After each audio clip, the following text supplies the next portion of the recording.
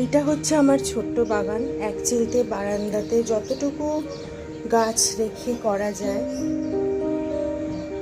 ছোট্ট বাগান একটা। মোটামুটি যেগুলো পেরেছি সেই গাছগুলো রেখেছি। শিউলি গাছ, এখন তো শিউলির সময় আসছে। শিউলি গাছ আছে, গন্ধরাজ গাছ আছে, টগর গাছ আছে, স্থলপদ্মও আছে, লণ্ঠন জবা, এই লণ্ঠন জবা হয়েছে।